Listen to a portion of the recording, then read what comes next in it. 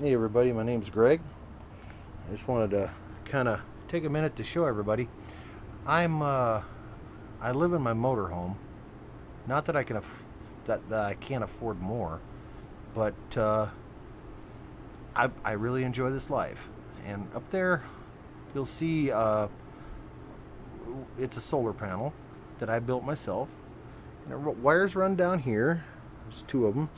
And they run into this box where I have three 125 amp EverStart batteries from Walmart. It gives me 375 amp hours.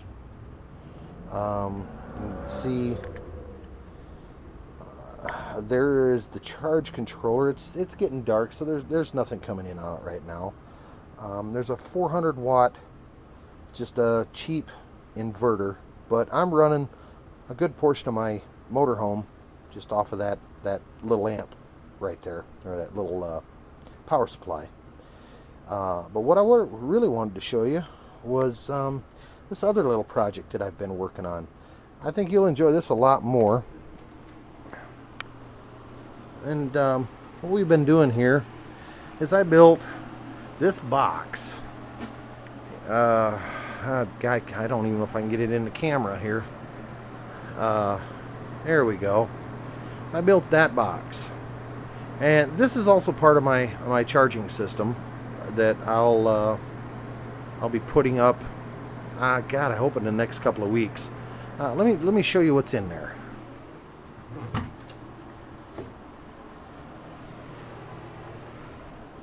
Inside here,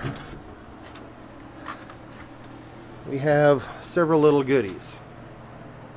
I've got the Tiger Paw 3000 watt modified inverter, peaks out at 6000 watts. Not real sure how that's going to work. I'm looking for true sine wave, but you know what?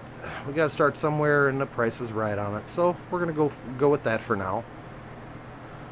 I've got SunForce 30 amp, 12 volt or 24 volt charge controller. That'll come down from the solar panels. Amp meter, DC disconnect. That'll come down from the solar panels as well.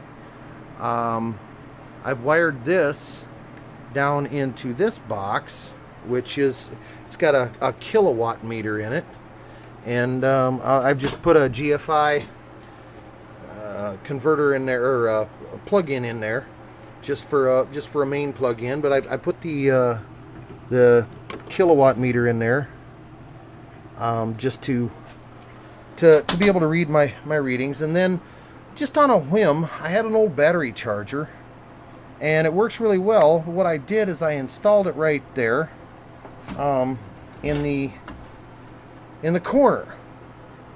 And the reason I did that was to be able to attach that to the grid and put it on a timer, just simply to be able to, we get some days with no sunlight, or the wind's not blowing, whatever the case may be, I can at least throw a little bit of trickle back to my battery bank. I'm not real sure if that's a good idea, or if it's going to work. This whole thing's kind of a work in progress. I'll show you the inside here, if the light will allow me. Let me see if I can get another light on it here.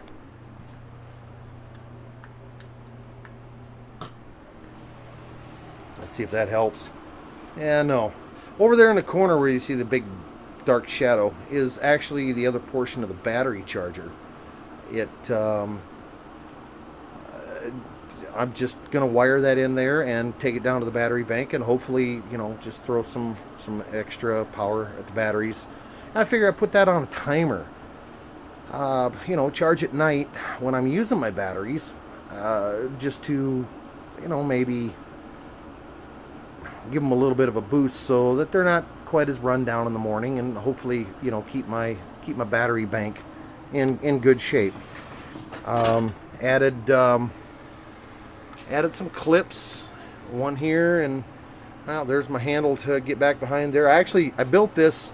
If I can get back far enough where you can see it, I built it, well, there you go. It's just basically a 3 foot by 3 foot box, and put a piano hinge on the back there and a pegboard, 1/4 inch pegboard, to mount all my stuff to.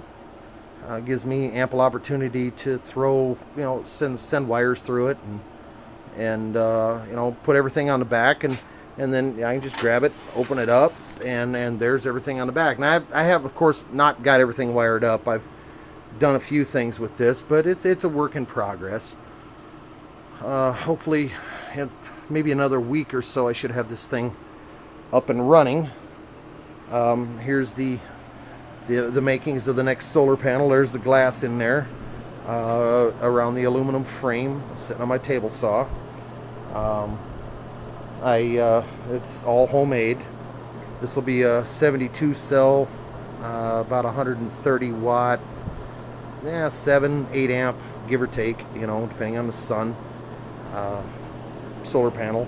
But this is all homemade, and it's a fun little hobby. If you got a lot of money to spend and a lot of time on your hands and not dating, this is a good way to take care of that extra money.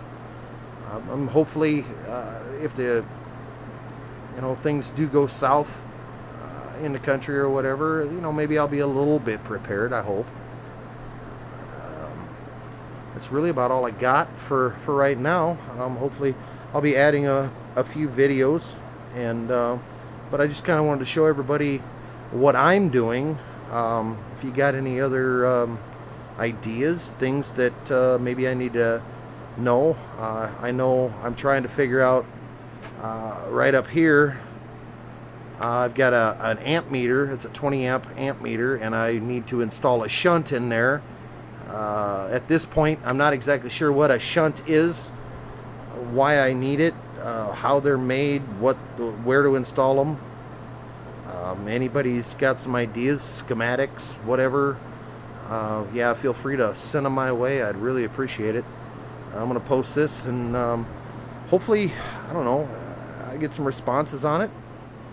This is all homemade lumber material. I got most of this lumber from work, old pallet material, and just old junk lumber that we had laying around. They were going to throw it away. I was like, well, I'll bring it home and see what I can do with it. That's what I have. Hope everybody in the solar industry, people are hobbyists like myself, and that we can share information back and forth, and I don't know, it's really about all I got. So if you got any ideas, suggestions, whatever, let me know. Be glad to answer any questions if I know the answer. Like I said, I'm just as much a novice as anybody, so let's see what we can do. Have a great day. Thank you.